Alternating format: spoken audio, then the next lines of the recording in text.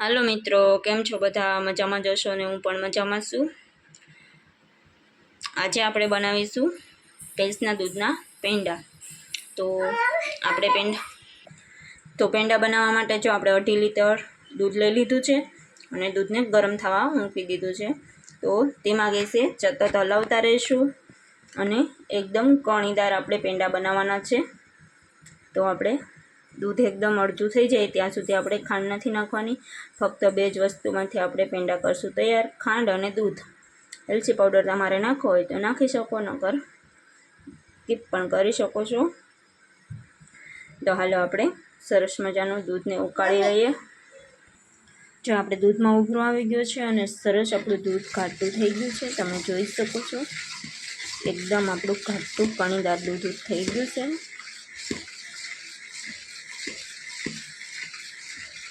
तो आ रीते आपणे सतत हलावतुं रहेवानुं छे, केम के तळिये दूध बेसी न जाय એટલા માટે આપણે સતત હલાવતું રહેવાનું છે।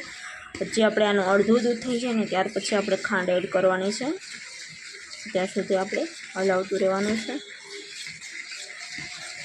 તમે તમારા ઘરે કઈ રીતે પેંડા વાળો છો, કઈ રીતે બનાવો છો એ કોમેન્ટમાં જરૂરથી બતાવજો।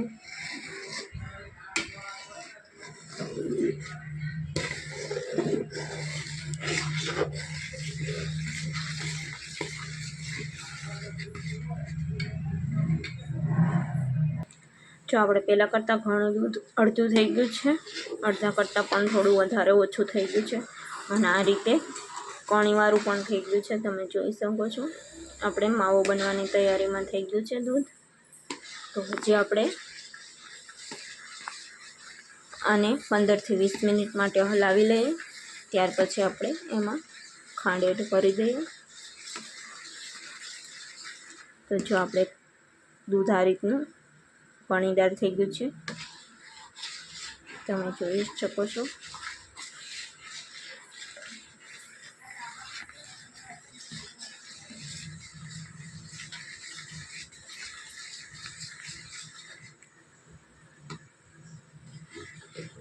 આપણે આ ભેંસનું તાજું દૂધ છે એટલા માટે આપણે આ પાણીવાળા પેંડા થશે।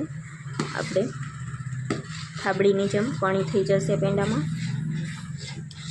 તો આપણે થાબડી પેંડા પણ કહી શકીએ।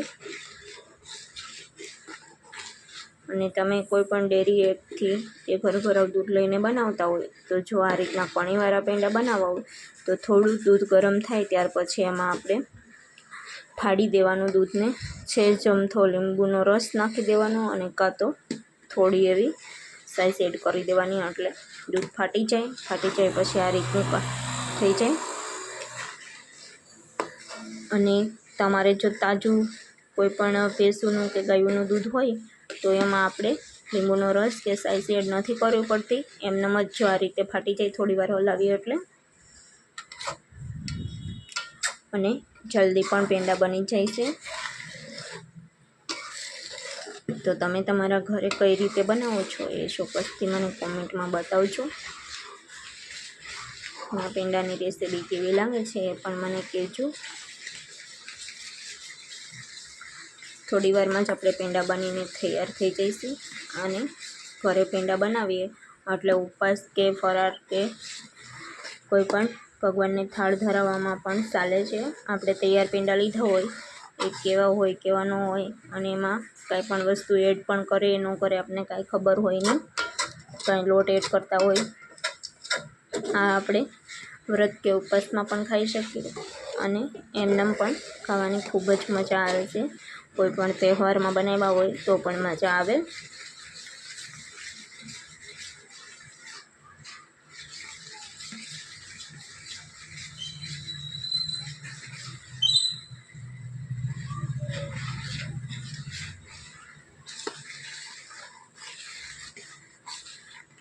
બધાના ઘરે મીઠું અલગ અલગ બનતું જ હોય છે, પણ અમારા ઘરે પેંડા વારે ઘણીએ બનતા હોય છે।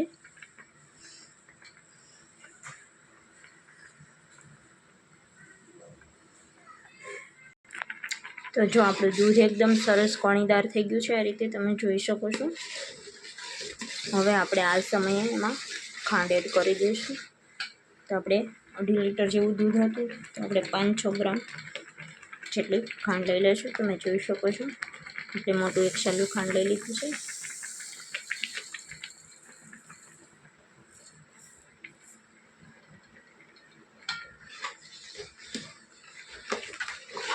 ખાંડ નાખ્યા પછી પણ આપણે સતત હલાવતું રહેવાનું છે. પછી તમને જેવું ગળ્યું ભાવતું હોય એ પ્રમાણે તમે વધુ કે ઓછી કરી શકો છો.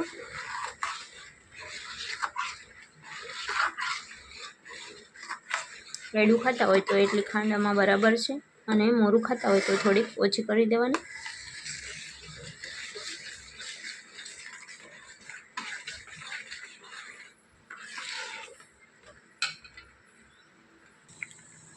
તો જો આપણે ખાંડ એડ કર્યા પછીની આ રીતની કન્સિસ્ટન્સી થઈ ગઈ છે. જો આ રીતે સાટા પણ ઉડવા માંડ્યા છે આપણે, કેમ કે આપણે ખાંડની છાસણી આવતું હોય એટલે આવા બબલ તો તમને દેખાય જ. અને આમાં હાથનું ખાસ ધ્યાન રાખવાનું, બહુ ગરમ છાટા હોય એટલે દાજુ ન જવાય એનું ખાસ ધ્યાન રાખવાનું છે. આ રીતે ધીમે ધીમે હલાવતું રહેવાનું.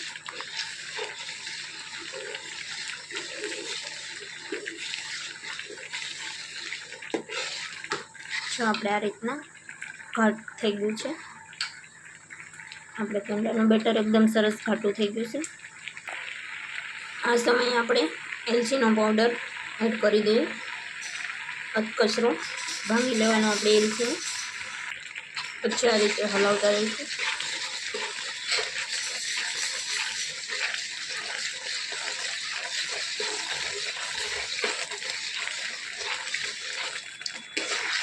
સરસ આપણા થાબડી પેંડા થઈ જશે તૈયાર.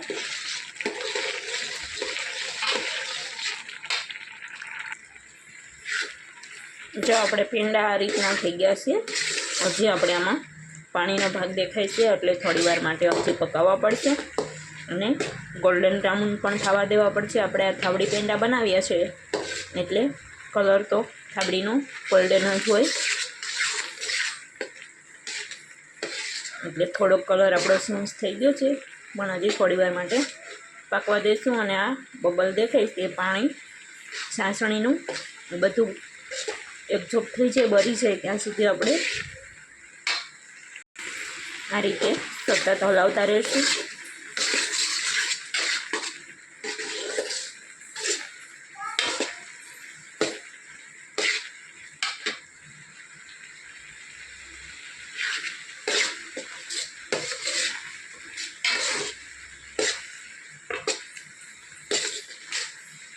તમને જોતાં જેમ થતું હશે ને કે સરસ થાબડી આપણી બનીને થશે તૈયાર. તમે જોઈ શકો છો એકદમ કણીદાર આપણી થાબડી બની જશે. તો થોડો ઇંતજાર કરવો પડશે. હજી આપણે 15 મિનિટ માટે હલાવવું પડશે.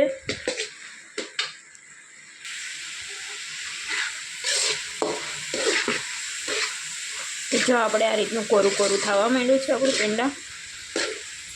હજી આપણે સતત થોડી વાર માટે હલાવતા રહીશું.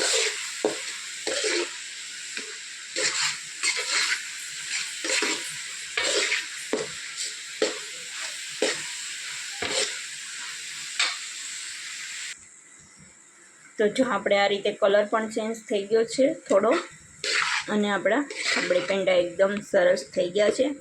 તમારે આ રીતનો કલર જોતો હોય તો તમારે આ સમયે ઉતારી લેવાના અને થોડી વાર હલાવવાનું. અને આપણે હજી થોડાક ડાર્ક કરવાના છે ગોલ્ડન, એટલે આપણે થોડી વાર માટે હજી પકાવીશું. થોડા ગોલ્ડન થઈ જાય ત્યાં સુધી. તળિયે બેસી ન જાય એનું ખાસ ધ્યાન રાખવાનું છે. તો જો આપણે સરસ ગોલ્ડન બ્રાઉન કલરના આપણા પેંડા બની ગયા છે થાબડી. તો હવે આને આપણે ગેસ બંધ કરી અને થોડી વાર માટે એમને ચલાવી લઈશું. તો જો આપણા થાબડી પેંડા એકદમ બનીને થઈ ગયા છે તૈયાર. તો હવે આને આપણે થોડી વાર માટે ઠરવા દઈશું, અને પછી આપણે તમારા જેવા શેપમાં વાળવા હોય એવા પેંડા તમે વાળી શકો છો. ગોળ રાઉન્ડ પણ કરી શકો છો, અને ડિઝાઇન કાંઈ ઉપર કરવી હોય તો ડિઝાઇન પણ કરી શકો છો. તો હાલો હવે આપણે થોડી વાર માટે ઠારી લઈએ અને પછી પેંડાનો શેપ આપી દઈએ. તો જો આ રીતે આપણે બધા જ થાબડી પેંડા વાળી લઈશું. એકદમ સરસ રીતે આપણે થાબડીના શેપમાં આવી જશે, તમે જોઈ શકો છો. તો તો જો આપણા થાબડી પેંડા બનીને થઈ ગયા છે તૈયાર. તમે જોઈ શકો છો કેટલા સરસ આપણા પેંડા બન્યા છે. તો હાલો બધા પેંડા ખાવા.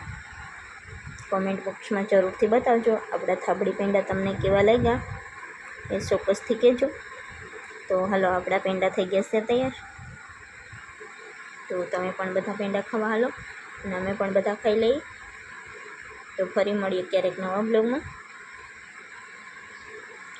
તો આવી નવી રેસીપી જોવા માટે અમારી ચેનલને સબસ્ક્રાઈબ ન કરેલી હોય તો સબસ્ક્રાઈબ કરી દેજો. બેલ આઇકન દબાવવાનું ભૂલતા નહીં.